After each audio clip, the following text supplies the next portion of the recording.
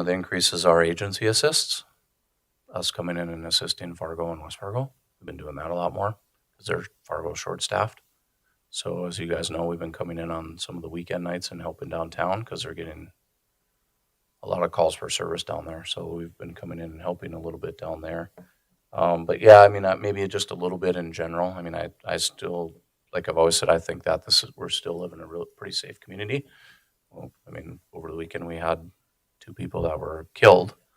But it seems like not that this makes anything less or anything like that, but it seems like a majority of these shootings and stuff that we have are people that know each other, not random acts of violence. So still very unfortunate, of course, but so. I got a question on only because I was asked at the last Bison football game, and I thought maybe it was because it was NDSU UND, but people were asking me, how come there's so many sheriff cars roaming around? Mhm. We contract with the Dome? Yeah, so that's a good question, Commissioner Captown. So Fargo's been having some problems filling all of their extra detail shifts at the Dome and throughout the city, again, because of being short-staffed. And so they've asked us to assist.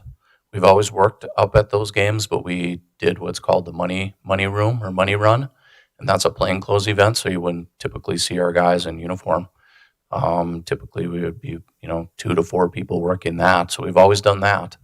But they've asked us this year, both NDSU and the City of Fargo Police Department have asked if we would give some additional staff to assist some of the uniform stuff, both out in the tailgating and inside the Dome. And so we've been averaging about 5 extra deputies up there per game to assist with the security up there, so there's enough people to work the whole thing between us and Fargo PD. So yeah, so you definitely would see more of our staff up there.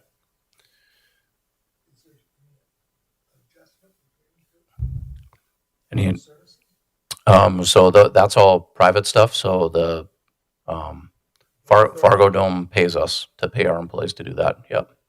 Yeah, it doesn't come out of regular salaries or anything.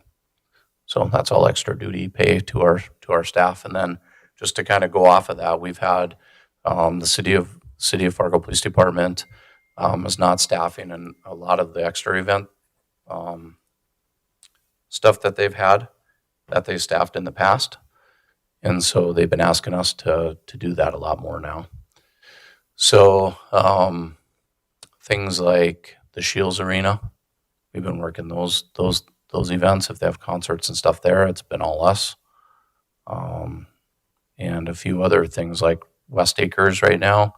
For the Christmas holidays, they wanted extra law enforcement inside West Acres. They asked if we could assist with that. And again, that's all private stuff like you were asking, Commissioner Breitling, so they all pay us for that. But yeah, we've been picking up a lot of those for Fargo. And you get reimbursed for all that, though. Yeah, it's all, they pay us to have people there, so, yep.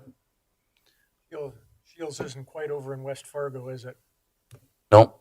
Well, I don't know if West Fargo would have enough staff either to staff all that. I mean, I think they do a pretty good job with the lights because they work the lights events. West Fargo PD does.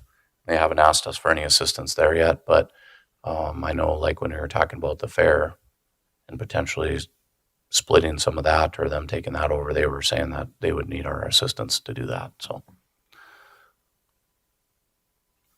yep, so we're just picking up a lot more of those things. Any other questions on that stuff at all? Okay. Investigation. So today, you guys, I wanted to kind of just do a pre-explanation of this, and we can talk more about it at the commission meeting, but when Bob is here. We've got a proposal today at the commission meeting for some computer investigation software, and this kind of goes back to what we just talked about with the fuel thing. So if you guys remember, a year ago, we had asked for extra computers for all of our investigators, extra computers like a laptop or something where they could work off of the network to do computer investigations that have to deal with like the dark web, internet crime luring and stuff like that. And that had been approved in our budget.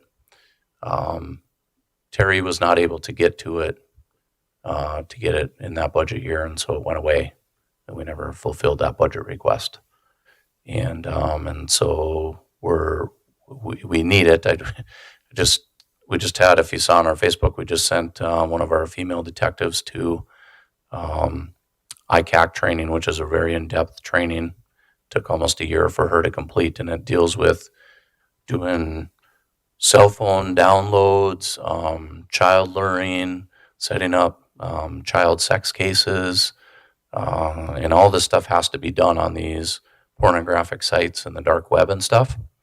And certainly Bob is concerned that doing that type of stuff can introduce viruses into the Cass County government network.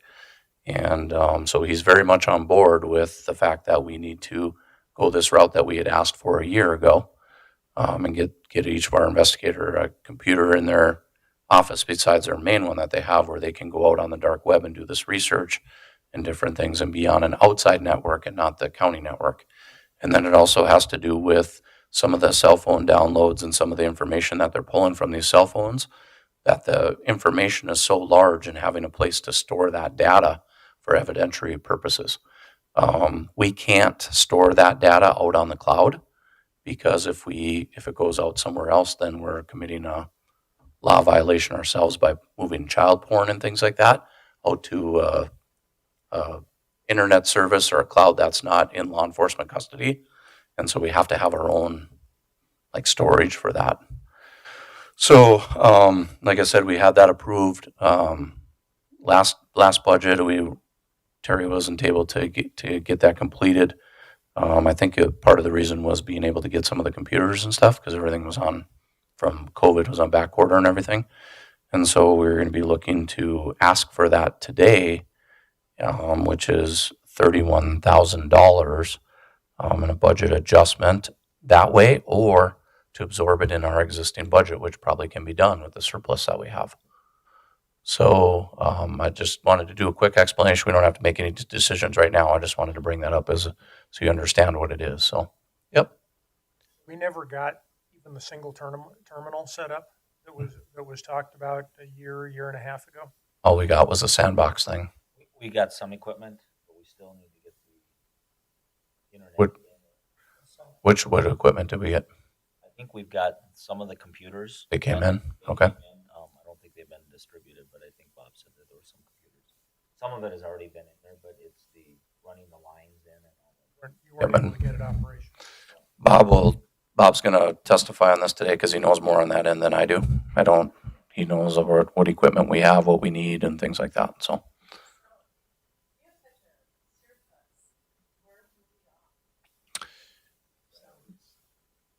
No, he's got overtime too. Yeah. Was there something that you budgeted for too much? I think Buy something that you planned on? I think the biggest thing is going to be salaries. We could give you probably a more direct answer when we sit down and look at that. So I think a majority of it is actually the salaries. So some equipment. Yep, fully staffed, and we don't have that. I mean, some of the other things are going to be like, one example I can give you is, and we had to purchase the vehicles for this, but we had ordered Explorers at a certain amount. Let's just say $34,000. They came in $2,000 less per vehicle. So just some things like that. So.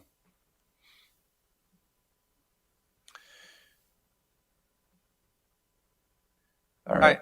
I agree with the fact that they're asking because it's, say, in a line item, but you're right, Mary, in the fact that if they were going to have a $2 million surplus, why don't you just take it out of the budget and assign it to some other line item? But I have no idea what the surplus would be. I mean, we still got medical bills and stuff coming in, so it's probably not going to be off that much, but. I agree that it comes before the full commission and make a decision there. What do the cities of Fargo and West Fargo do in this area? Do they have their own systems separate and apart from the regular system?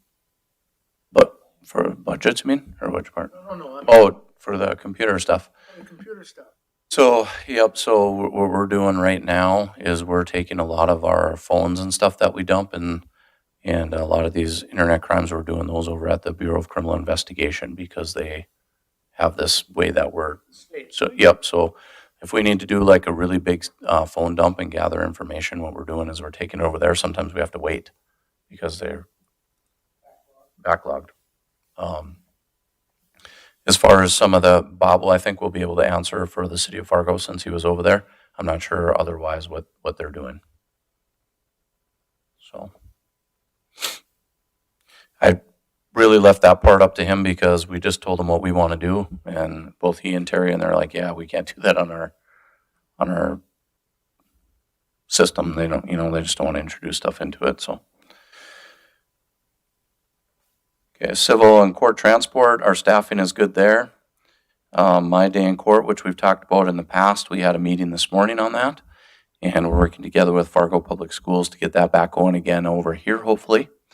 And so there's some challenges there, but they're going to have a meeting next week with their principals of each school, and hopefully we can get that program going again. I know that was kind of an issue during COVID that got talked about quite a few times with us not being able to do that, or the court not allowing the students to come over here because of the concern with COVID and stuff like that. So I think we'll be able to get that going here again, and that'll start in February 18 is when it starts, or January. Okay, middle of January after they get back from school break or Christmas break.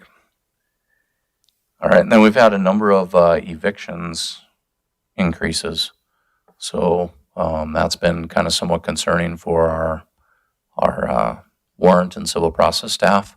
They were typically in the past using or going out on Fridays and doing the evictions, and that was usually enough to do it that one day, but now they're having to do it 2-3 times, 3 different days a week. And so I don't know what the driving factor is behind all of that particular increase. I'm guessing financial, as most of these things are financial. So, but of course, every time that we go out and do those are dangerous because we're going to someone's property and telling them they have to vacate it.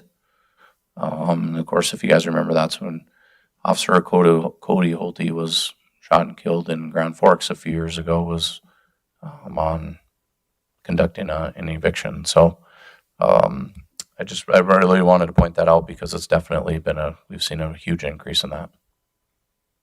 So There was COVID funds out there for people that were behind. Yep.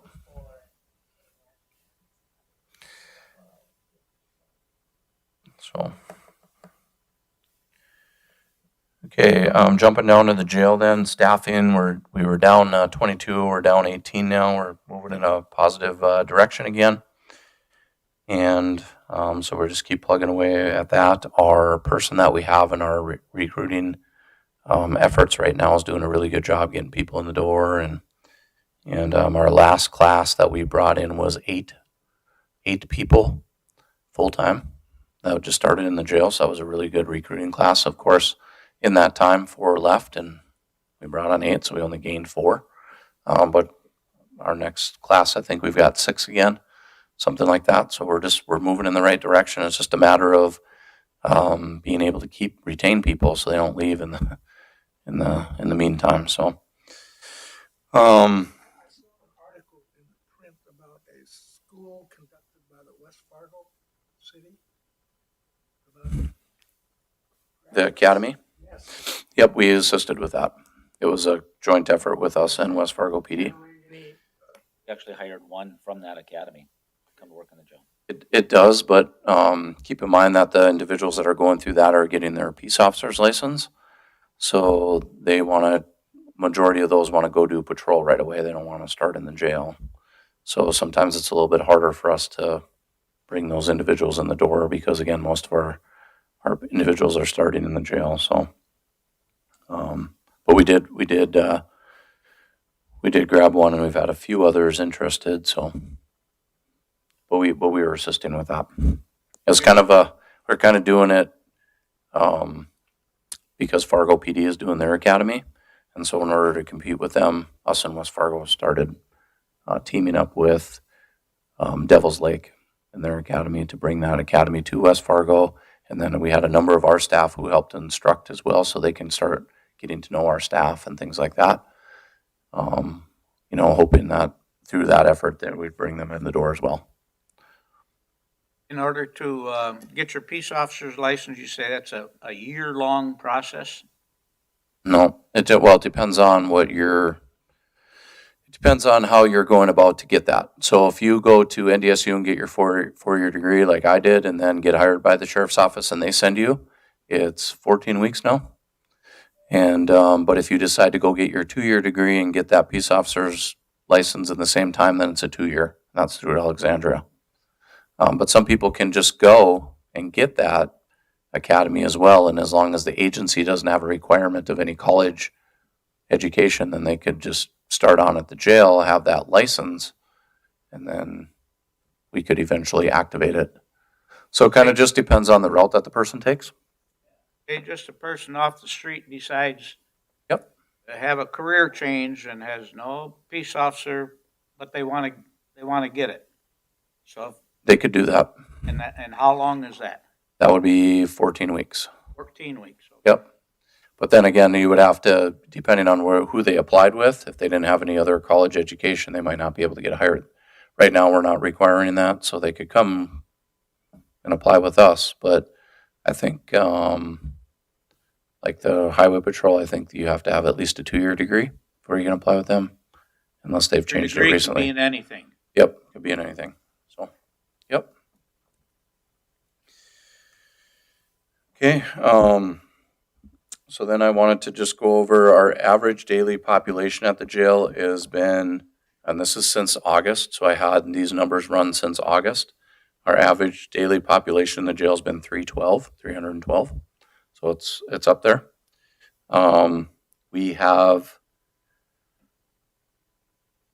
accepted 194 and denied 187 people with light charges.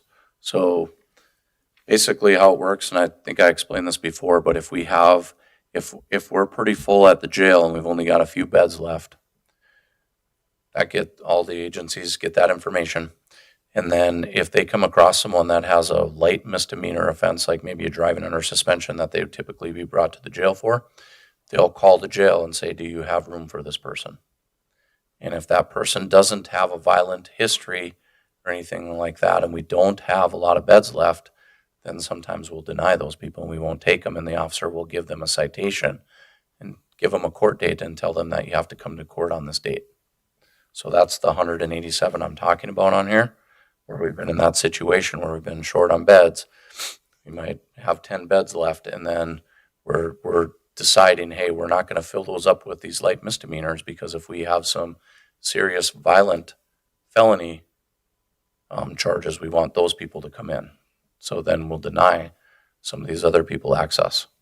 So, and how that is done is the officer will call to the jail, and there's a form that we work through with them, and we ask things like, does this person, what's the charges? Is it misdemeanor, felony? Do they have a violent history? Things like that. And then that's how we make that decision with that officer. So of course, we all know that we're working towards the solution with the addition of the jail. I just wanted to keep you apprised of that. And we have 15, we've been averaging about 15 out at other jurisdictions, and we still have that right now, and that's still with that 312. So pretty regularly we have about 15 out at different jails right now. Burleigh County's got a majority of those. McKenzie County will take some. We have a couple down in Richland, I think, right now. So go ahead, Robert. Are those rental? Burleigh, yep. Burleigh County is Burleigh and Morton County together. So Are those rental or board payments pushing your budget a little bit? Because I'm guessing with those numbers, you're above what that line item would have been. yep, that's pushing it a little bit. We're okay there right now, though. So yep. And then CSU, we have 8 people out on there. So if you took those 15 that we have at different jurisdictions, and we put that 8 on top in CSU, a community supervision unit, that's 22 that aren't in our facility that technically could be on top of that 312. So that's why we're, pretty much at full capacity. And then I didn't think of it quick enough, but I don't know if you guys want to do this at the next rotational meeting, or if you want me to make an arrangement before that. But the jail booking expansion is completed. I thought maybe I didn't think of it quick enough, but we could have had this meeting out there today, and you guys could. I don't know if you're interested in going and seeing that. So, do you want me to try to arrange it before the next rotational, or would you want to do the next rotational out there? It doesn't matter to me. You guys let me know how, and I'll get it set up so you can come out and check it out. Mind if we all did at the same time, you know? Mhm.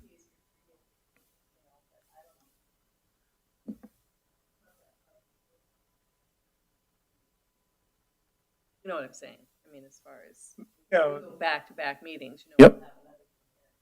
Right after this one. Yeah. we could maybe put it on a schedule to maybe do that at separate, yeah. Either set it up earlier on a Monday, or Yeah, we'd definitely like to show it to you so you can Yeah, see It the. doesn't matter to me. I would love to see it. Good idea. Everybody over individually. Well, maybe I'll work that out with you, Robert, and we can figure out how to. Okay. you got vans that could get people over. What's that? You got vans. Yeah, there you go. We can transport some people over there.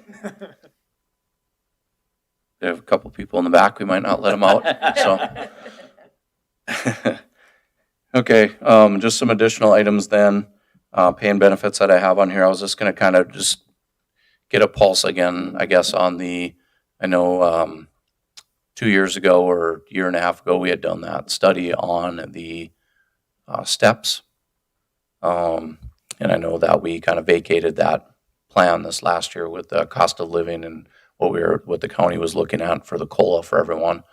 So it kind of went by the wayside a little bit. I'm just kind of seeing if that is still something we want to look at going forward. I mean, I think we need to do it to stay competitive, to get, but not something that I'm asking for like tomorrow. I'm just wondering if we need to put a plan together to eventually get there.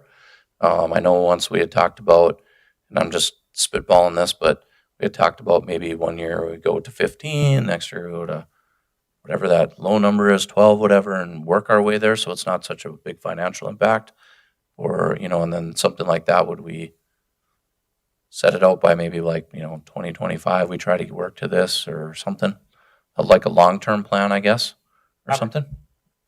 My position on this would be that we have the report, we have the recommendation from Gallagher, and they very definitely recommended going to a different number of steps. This past budget season, it just happened to be timing. Yep. There was no way that we could ask finance office to transition to a new program and migrate to a different number of steps at the same time. So my plan is to introduce that for commission consideration as part of the next budgeting cycle. Talk about it through the budgeting process in the summer and fall. Implement in January of 2024.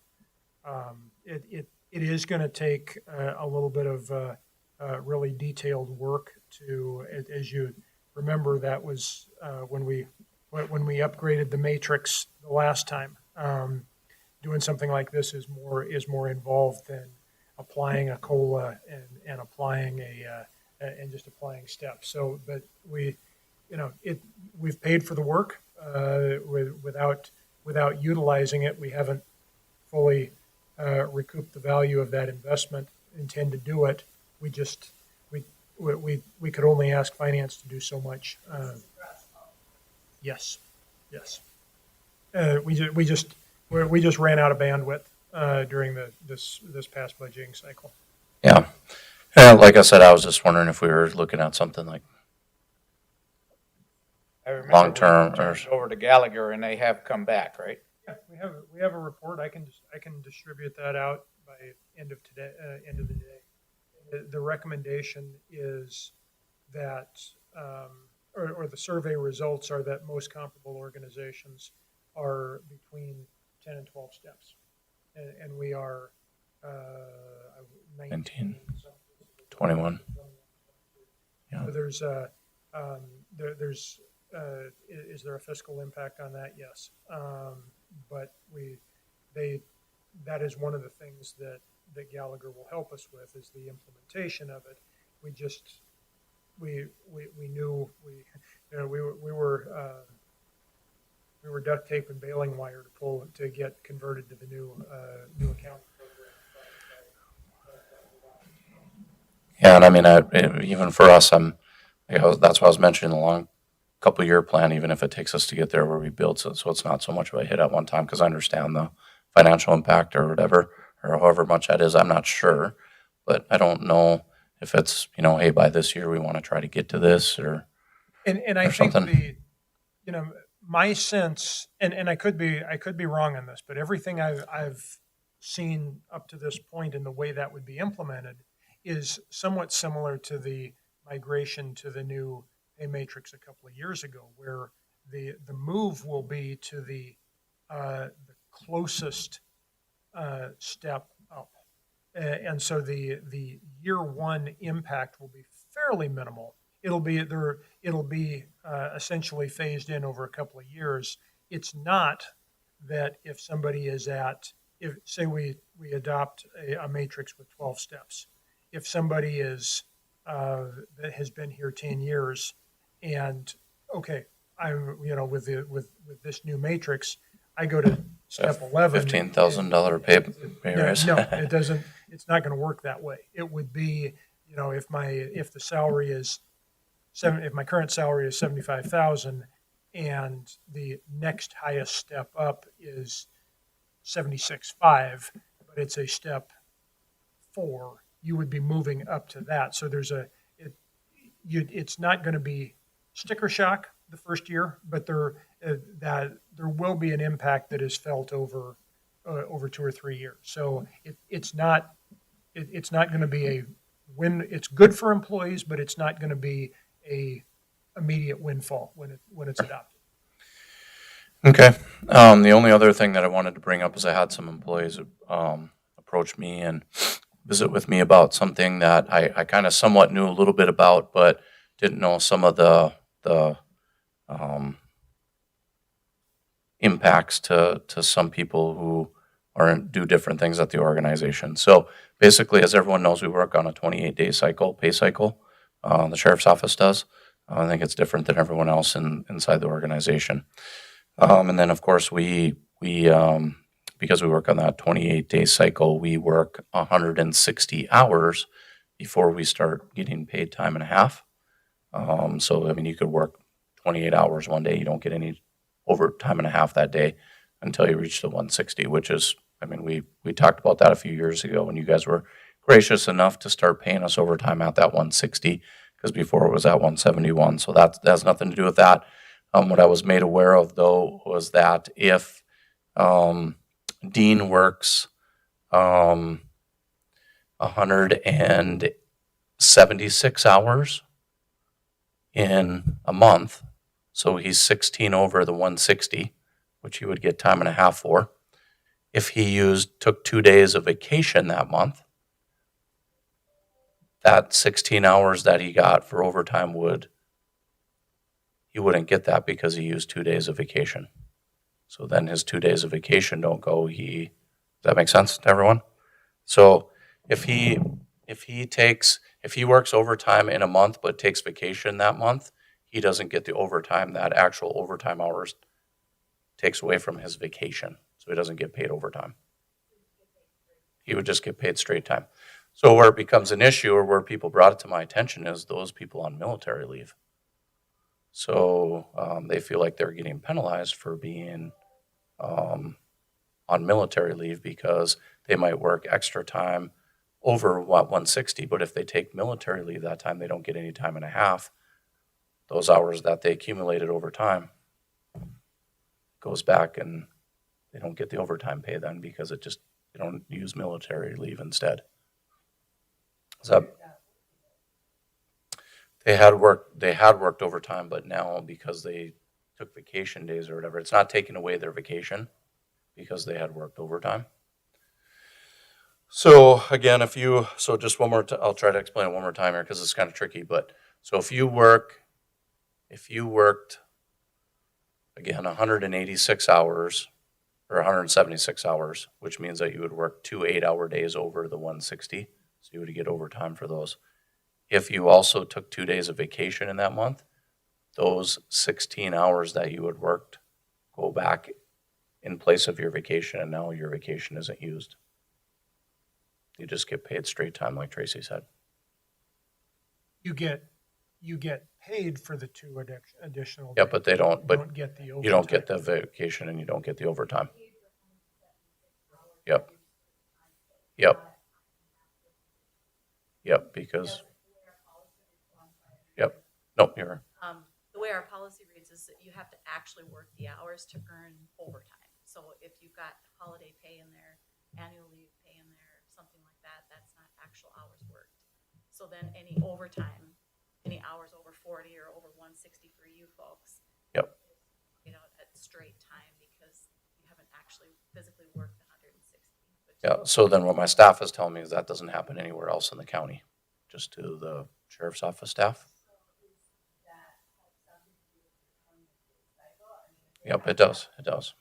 Happened in a 40-hour week, say I worked 48 hours one week and took a vacation day or two the week before, then you're saying I don't get time and a half for that Right. extra hours. Yep. Yep. Is that the same thing as Chinese overtime? Which is, I know it sounds like a horrible term, but it's like a legal employment term, Chinese I'm overtime. not sure. I'm not. Sounds like it. I know, like, those of us that work on a weekly basis, a 40-hour work week, if there's a holiday in there, people don't want to work overtime work extra hours that week because it's not paid out as overtime pay, it's paid as straight time pay. So it's the same for people that work 40-hour weeks, but you guys are on a different pay cycle, but the application of the policy is the same.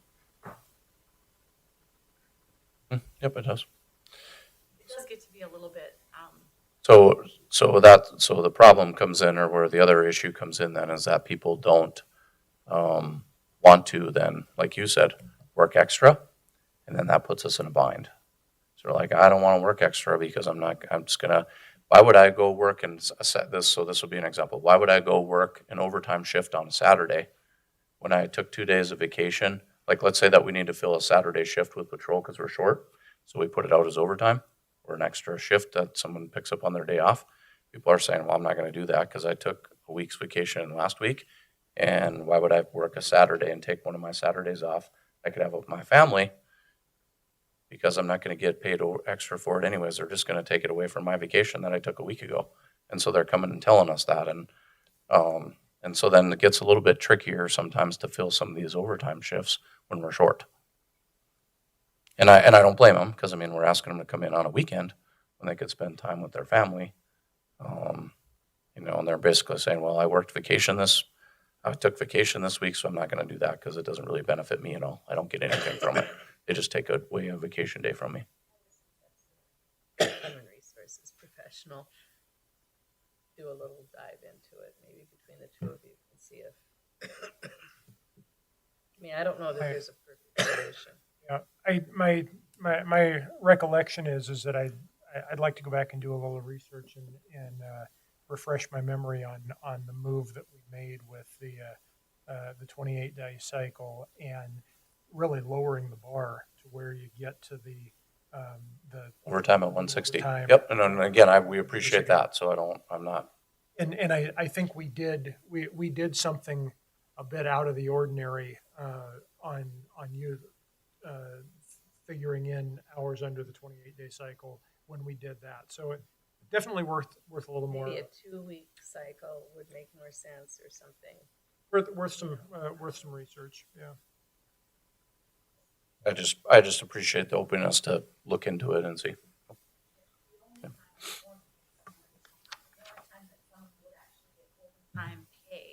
Time and a half pay, if there was a holiday in that week or if they took annual leave in that week, is if they're called back on an emergency basis. Like on Veterans Day, some of our highway folks got called back for snow removal, and they would get paid out at the time and a half because it's emergency callback. So if Mhm. there's an emergency at the jail, something was wrong, maybe you don't have to go in on a holiday or go in extra for a week. That's the only time those hours get paid out at that time. When does double time come in? Or don't, Well, if you doesn't the work county out- have double time? If you work a holiday, you get paid double time, don't you? Yeah, that's what I was thinking. If If you're- you get called back on an emergency during a holiday, that's double time, isn't it? On the policy, that's time and a half. You get paid at the overtime rate. In most places, I know the city of Fargo, you get double time if you get called on a holiday.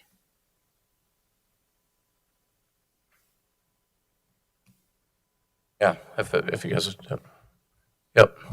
So that was all I had on the agenda, so I was just gonna open it up, I guess, for questions. One other thing I'd like you to open it up for is if anyone has any questions on the election. The election is done now, so I feel that I can talk about that openly.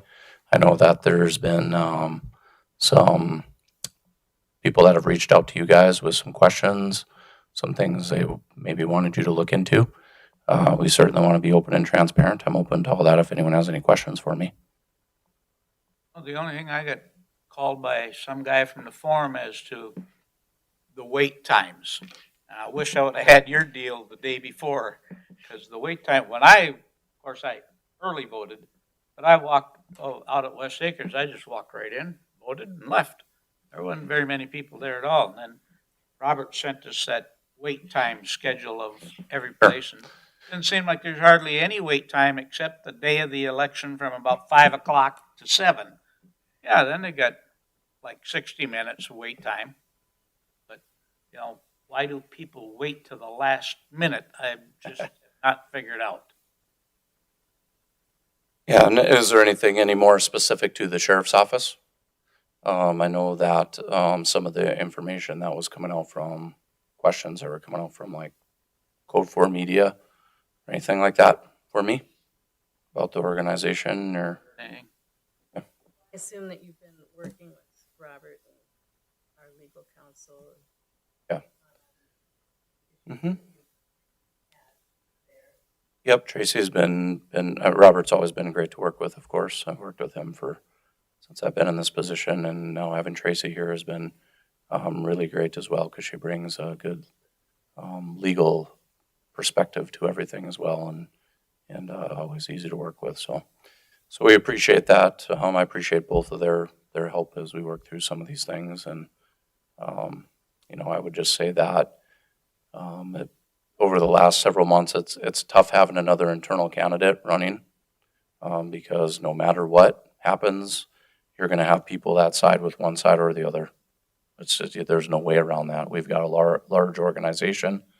When we're fully staffed, 240 positions, and it's going to be some people that are happy with the direction of the organization, and you're going to have some people that would like it to see it go a different way. So, but I think that, what I would like to just say is early on we met with our staff and we just told everyone to kind of keep in perspective that no matter what happens here, the ultimate goal is that we can provide a high level of public safety to the citizens of Cass County. Doesn't matter who's sitting in this chair, whether it's me or someone else, that's the ultimate goal. Majority of our staff stayed in their lane, if we want to say it that, and came in, did their job. And I'm certainly grateful for that. And I think that shows the professionalism of our organization. We have some people that weren't happy with a few things. That stuff came out. But we're gonna move forward. And no matter if was the 2 floods that we worked through, the civil unrest that we worked through in the city of Fargo, the pandemic, the national shortages we have right now in law enforcement, all of those things I feel have made our agency stronger in the long run because we've had to be adaptable. We've had to figure out different ways of doing things so that we could continue to keep the organization going forward. And this will be another one of those things, I think, that's just going to make us stronger as we move forward. And it exposed a few things. It exposed a few areas that we need to work on. So, and I'm not going to be shy about that. So, and we'll do that. Issues Mhm. bubble up. I found that the staff, the professionalism of the other department heads is just astounding and really is great. So, hopefully I won't have to lean on you too much in the future, but it's just good to know that we run a good ship here, I think. Yeah, and it definitely is a result of the staff, the leadership that I have, and the assistance with that. And so, but we've talked about a few things. We've regrouped on a few things, and we need to do that. And I feel like we'll be stronger coming out of this thing, and we'll move forward, and we'll continue to provide the service that we need to keep a good level of public safety here in Cass County. So. Where do we sit on your effort to bring in training for the inmates? Oh no, we're for the Reignite program. Yeah. Yeah, we're doing really well with that actually.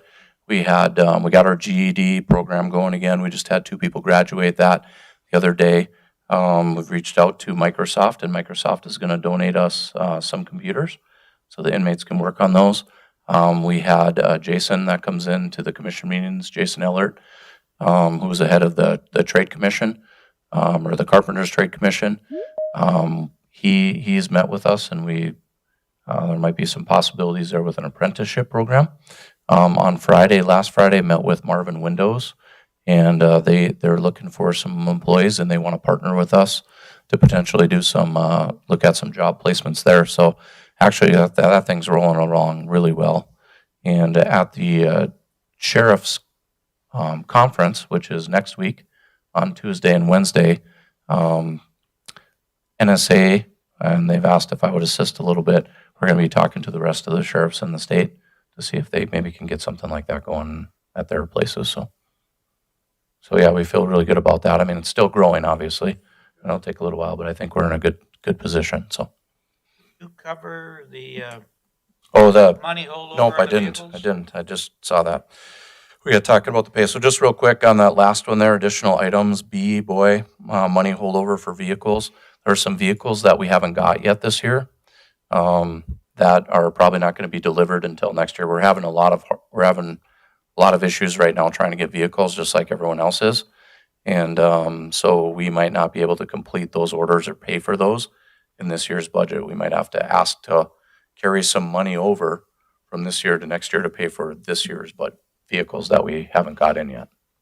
So just want everyone to be aware of that. Not sure when they're going to come. Jason, where do you get your gas? Do you have tanks out at your regular gas, not diesel?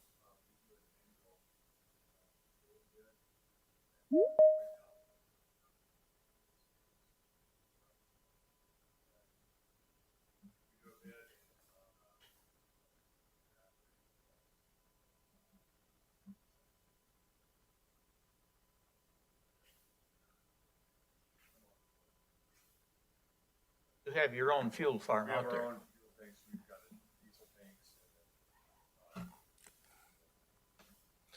Do you have one at each of your sites out in the county at your other, like?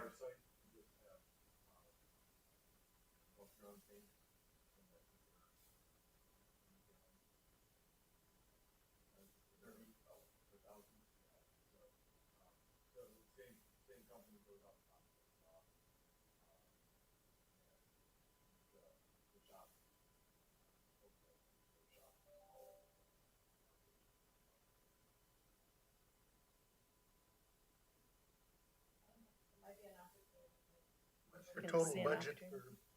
for fuel?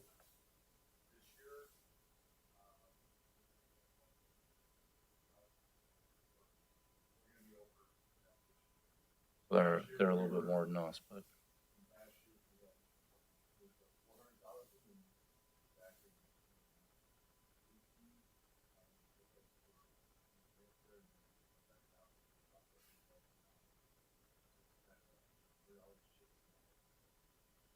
Ours was what, 266? So we're a little bit under theirs, but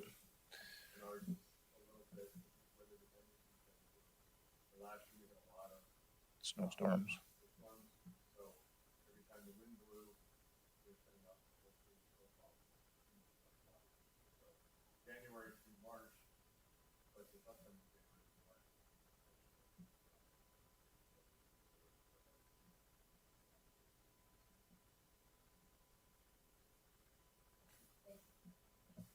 We're gonna Anything start, else good of the order? we're gonna start stealing some of your gas, Jason. If not, meeting adjourned. Thank you.